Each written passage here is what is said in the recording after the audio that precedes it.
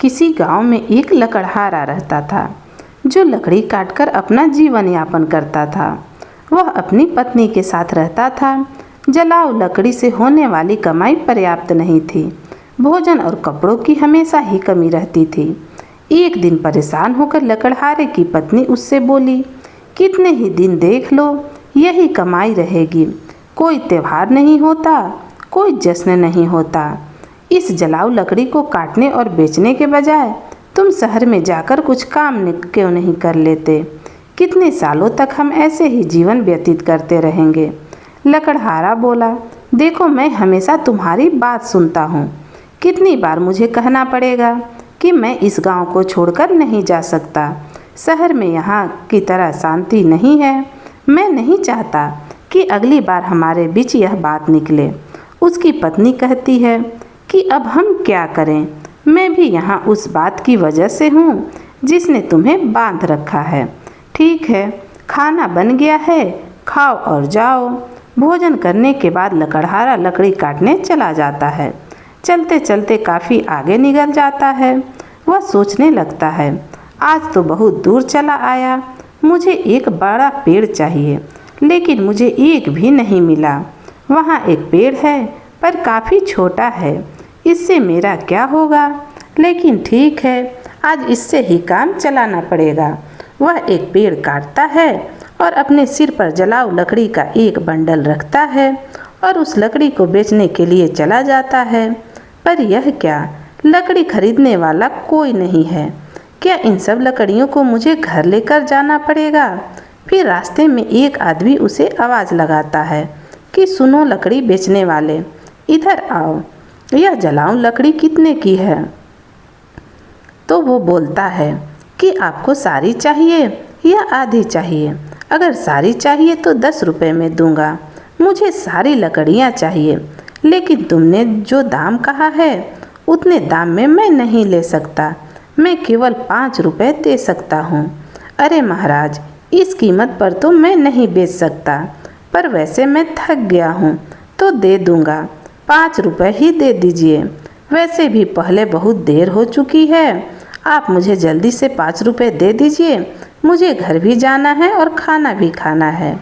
वो बोलते हैं कि ये लो तुम्हारे 5 रुपये और यह सारी लकड़ियाँ वहाँ रख दो। वैसे तुम भूखे लग रहे हो, क्या तुम कुछ खाना खाओगे? सब तैयार है, खाना खाना और फिर जाना। वो लकड़हारा कहता है कि मुझे तो बहुत भूख लगी है, लेकिन अगर मैं खाना खाऊंगा तो आपके लिए खाना नहीं बच पाएगा। रहने दीजिए, मैं घर जाकर खाऊंगा। वो पंडित जी बोलते हैं, जो वो आदमी होता है, कि तुम खाना खा लो, उसके बाद 10 लोग और खा सके उतना खाना है मेरे पास।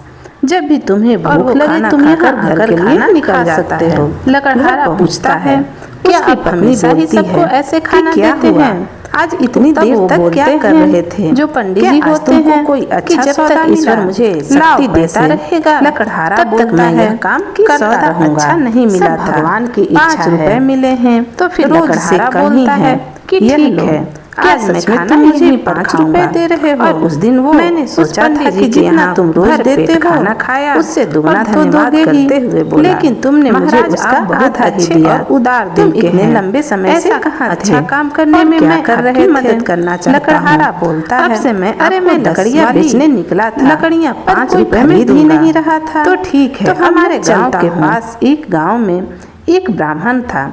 उसी के घर पर मैं लकड़ियाँ बेच आया और वो ब्राह्मण लोगों को फ्री में खाना भी खिलाते हैं। इसलिए ऐसे लोगों को हमें ज़रूर कुछ न कुछ मदद करना चाहिए। लकड़हारे की पत्नी कहती है कि हमेशा खाना देते हैं तो फिर वह बहुत पैसे वाले होंगे। नहीं तो यह कैसे होगा? इतने लोगों का खाना देने वालों की तुमने कैसे मदद की? लकड़हारा बोलता है, वो इतने अमीर नहीं हैं जितना तुम सोच रही हो। वो दान की अच्छी भावना रखते हैं। वो एक मंदिर के पुजारी हैं। वह अपनी कमाई से ही खाना देते हैं। फिर लकड़हारा अपनी पत्नी से बोलता है कि तुम्हें पता भी है मैंने क्या किया? मैंने उन ब्राह्मण से कहा कि जो लकड़ी मैं लाता हूँ उसे आधे दाम में दूंगा और कल से कुछ लकड़ियाँ उनके लिए और बाकी लकड़ियाँ हमारे बेचने के लिए काटूंगा। पत्नी बोली, इतना काफ़ी है, लेकिन अगर तुम जलाऊ लकड़ी के 2 ढेर नहीं काट सकते तो तुम ऐसे ही 5 रुपये लेकर वापस आओ। 5 रुपये में मैं कैसे घर चलाऊंगी, तुम ही बताओ। लकड़हारा बोला, मैं चाहता हूँ उसे पूरा करने की कोशिश करूँगा। और फिर भगवान की इच्छा, मैं उनके घर पर खाना खाया। कल से तुम भी साथ चलना और फिर दोनों लोग वहाँ खाना खा लेंगे। लकड़हारा हर दिन जलाऊ लकड़ी काटता था और फिर ब्राह्मण के वादे के मुताबिक सिर्फ 5 रुपये लेता था। एक दिन ब्राह्मण भोजन करने बैठा ही था, तभी बाहर से आवाज़ आई, महाराज लकड़ी लाया हूँ, 5 रुपये दे दीजिए। यहाँ आकर अपनी लकड़ियाँ ले लीजिए ताकि मैं चला जाऊँ। फिर ब्राह्मण ने कहा कि देखो, मैं आज तुम्हें 5 रुपये नहीं दे सकता, तो तुम तुम्हारी लकड़ियाँ ले जाओ। वापस क्यों ले जाऊँ, यहीं के लिए लाया हूँ, पैसा कल दे देना। मुझे बहुत भूख लगी है, कुछ खाना खिला दीजिए। खाना तो खिला ही सकते हैं ना, वैसे भी आप सभी को खाना खिलाते हैं। बहुत अच्छे से लकड़हारे ने अपने पैर धो लिए और फिर वहाँ बैठ गया। ब्राह्मण घर में जाकर अपनी पत्नी को यह बात बताते हैं। उसकी पत्नी बोली, तुमने ऐसा वादा क्यों किया? हमारे घर में खाने के लिए कुछ भी नहीं बचा है, सिवाय उस खाने के जो आप अभी खाने वाले हैं। हम इस समय उसे कैसे खिलाएंगे? पूरा खाना खत्म हो चुका है। क्या आपको यह नहीं पता वह काफ़ी भूखा है? आज मैं उपवास कर लूँगा। तो उसकी पत्नी बोलती है कि मुझे बताओ कि तुमने ऐसा कितनी बार किया है? जब हमारे पास उतना नहीं है तो यह सब क्यों करना? वह सब कहाँ से लाएं? सब भगवान देता है, पहले उसे खाना खिलाओ। हमेशा की तरह एक दिन लकड़हारा लकड़ी काटने जंगल जाता है। वह सोचता है कि जंगल के सामने के सारे सूखे पेड़ तो मैंने काट दिए, अब बाकी बचे हरे पेड़ का जंगल है। जंगल के अंदर जाना थोड़ा मुश्किल लग रहा है। मैं इससे पहले कभी इतना अंदर नहीं गया। मुझे सावधान रहना चाहिए, जंगली जानवर हो सकते हैं, अगर मुझे कुछ हो गया तो। यह सोचकर लकड़हारा जंगल के बीच चला जाता है। अंदर जाने पर उसे एक सूखा पेड़ दिखता है। वह सोचता है कि इसे ही काटता हूँ, इसके 2-3 ढेर तो बन ही जाएंगे, पहले ही बहुत देर हो चुकी है। यह सोचकर वह उस बड़े पेड़ पर चढ़ जाता है और उसी डाली पर बैठकर उसी डाली को काटने लगता है। पेड़ बहुत बड़ा होने के कारण उसकी एक शाखा टूटकर बगल के पेड़ के नीचे गिर जाती है। फिर अचानक ही वहाँ एक तपस्वी प्रकट हो जाते हैं और क्रोध में बोलते हैं, मेरी तपस्या किसने भंग की? लगता है तुम ही हो। मैं तुम्हें श्राप देता हूँ कि तुम कुत्ते बन जाओगे। फिर लकड़हारा घबराकर कहता है, अरे महाराज, मुझे नहीं पता था कि आप यहाँ बैठे हैं। मैं यहाँ 100 साल से तपस्या कर रहा हूँ और तुमने मेरी तपस्या भंग की है। लकड़हारा बोलता है, मैं तो रोज़ सूखा पेड़ काटने आता हूँ और जलाऊं लकड़ियाँ बेचता हूँ। मैंने जानबूझकर ऐसा नहीं किया, मुझे माफ़ कर दीजिए। महाराज, कृपया इस श्राप को वापस ले लीजिए। तपस्वी बोलते हैं कि मैंने अब तुम्हें श्राप दे दिया है क्योंकि तुमने मेरी तपस्या तोड़ी। इस श्राप को वापस लेना संभव नहीं है। जिसने श्राप दिया है उसके लिए भी संभव नहीं है, पर मैं तुम्हें एक उपाय बताता हूँ। लकड़हारा बोलता है कि महाराज, मुझे बताइए कि मैं इस श्राप से कैसे मुक्ति पा सकता हूँ। मैं इस श्राप से छुटकारा पाने के लिए कुछ भी कर सकता हूँ। तपस्वी बोलते हैं कि तुम ऐसे लोगों को ढूंढो जो सबसे अच्छा दान देते हों। ऐसे 2 लोगों के खाने के बाद अगर उनके खाने में कोई भी दाना बच जाता है और उसे तुम खाते हो तो तुम श्राप से मुक्त हो जाओगे। अगर तुम ऐसे लोगों के खाना खाते हो तो एक आदमी के खाना खाने से तुम आधे पूरे सफ़ेद हो जाओगे और दूसरे के खाने से तुम पूरे श्राप से मुक्त हो जाओगे। लकड़हारा बोलता है कि अब मैं अपनी पत्नी को जलाऊ लकड़ी काटने से मिलने वाले पैसे कैसे दूंगा? मैं ही उसका एक सहारा हूँ। अब मैं कुत्ता बन गया हूँ, मेरी पत्नी का क्या होगा? तपस्वी बोलता है कि तुम्हें चिंता करने की ज़रूरत नहीं, तुम्हारी पत्नी को कोई कमी नहीं होगी, भगवान इसकी व्यवस्था करेंगे और जब इसका श्राप टूटेगा तो तुम अपने कष्टों से मुक्त हो जाओगे, धन्य धान से सुखी जीवन व्यतीत करोगे। लकड़हारा श्राप के कारण कुत्ते में बदल जाता है और फिर बोलता है कि ठीक है महाराज, मैं ऐसे 2 आदमियों को ढूंढता हूँ, अब मुझे इजाज़त दीजिए। इतना कहकर वह श्राप से छुटकारा पाने के लिए यात्रा शुरू करता है। वह सोचने लगता है कि जैसा ऋषि ने कहा था, मुझे सबसे अच्छा दान देने वाले कहाँ मिलेंगे। मेरी कुछ भी समझ में नहीं आ रहा, लेकिन वह ब्राह्मण जो मुझे खाना खिलाते थे वो तो बहुत ही अच्छे आदमी हैं, वही सबसे अच्छा दान करते हैं। और वो यह सोचकर उन ब्राह्मण के यहाँ जाता है। जब वो ब्राह्मण के यहाँ जाता है तो उसी समय ब्राह्मण खाना खाकर उठे होते हैं और वो उनका पत्तल उनकी पत्नी बाहर फेंकने जाती है। उनके पत्तल में जो भी खाना बचा होता है वो कुत्ता बने लकड़हारा खा लेता है और तुरंत ही उसका आधा शरीर सफ़ेद हो जाता है। तो वो खुश होकर सोचता है कि ये ब्राह्मण बहुत ही उदार आदमी हैं, मुझे तुरंत ही आधे श्राप से मुक्ति मिल गई, लेकिन मुझे पूरी श्राप से मुक्त होने के लिए दूसरे आदमी को ढूंढना होगा। शायद मुझे कोई यहीं आसपास मिल जाए और मुझे श्राप से मुक्ति मिल जाए।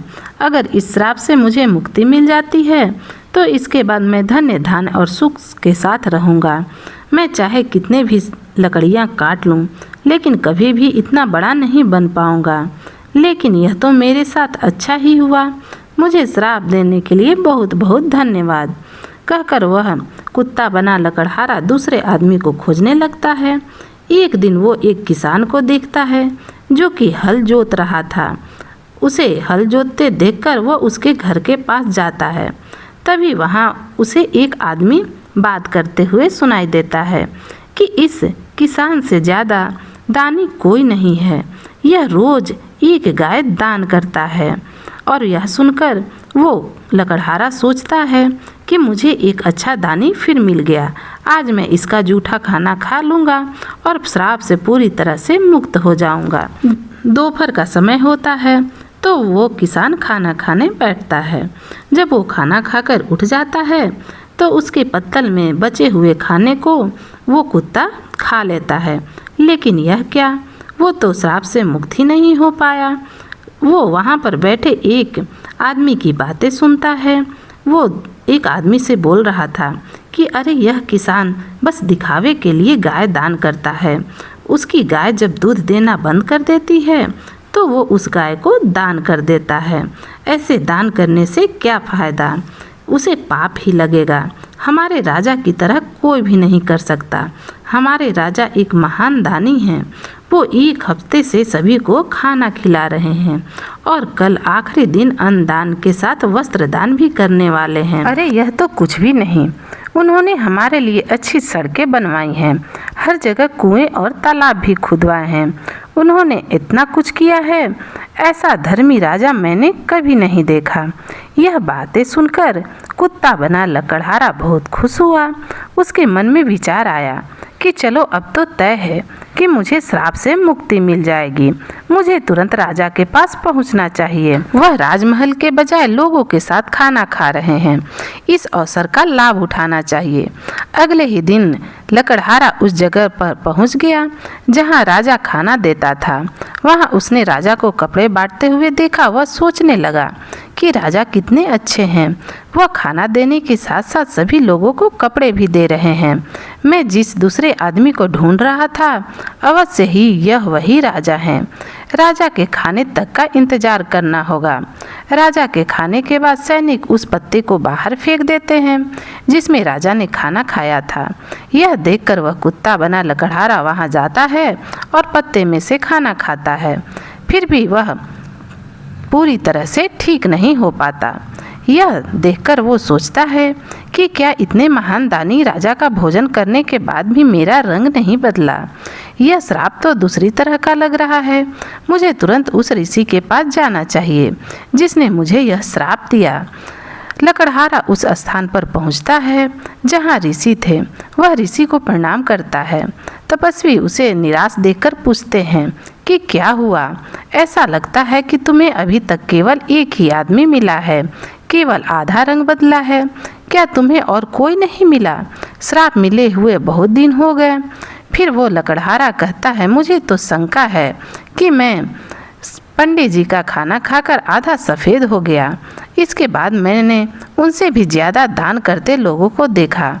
उन्होंने जो खाना खाया उसे खाने के बाद कोई फ़ायदा नहीं हुआ। महाराज, इसके अलावा हमारे शहर के राजा बहुत धर्मी हैं। 1 हफ्ते तक उन्होंने सबको खाना दिया, कपड़े भी दिए। इतने धर्मपरायण आदमी द्वारा खाया हुआ खाना भी खाने के बाद मैं श्राप से मुक्त नहीं हो पाया। इसमें कुछ रहस्य है, मुझे समझ नहीं आ रहा, आप ही बताइए।